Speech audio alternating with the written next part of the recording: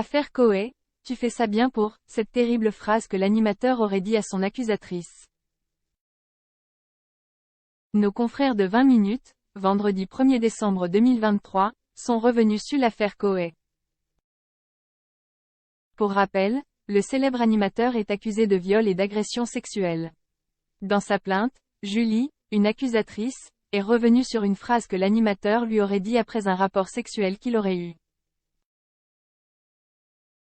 Sébastien Koé est dans la tourmente. Le célèbre animateur est accusé de viol et agression par plusieurs femmes. Mis en retrait de la radio, il ne cesse de nier les faits qui lui sont reprochés.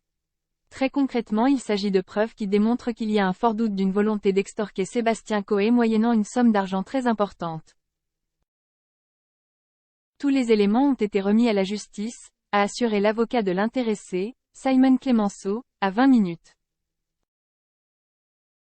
Parmi les victimes présumées de Sébastien Koé, il y a Julie. Elle a déposé plainte contre lui.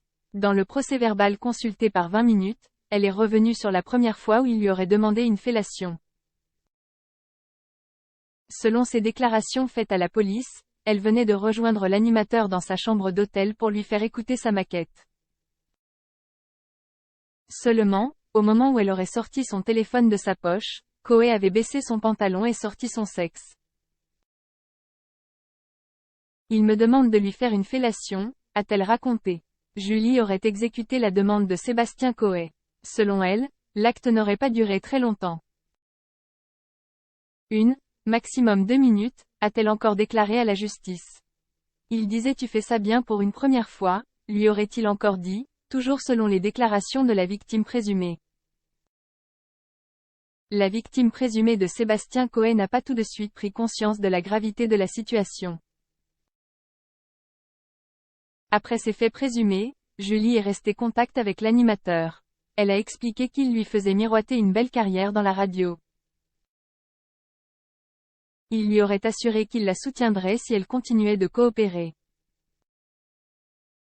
Elle a également déclaré ne pas avoir tout de suite pris conscience de la gravité de la situation, comme elle était encore jeune. Je ne voyais pas le mal, il n'y avait pour moi rien de dramatique, a-t-elle encore assuré. Sébastien Koé reste présumé innocent des faits qui lui sont reprochés.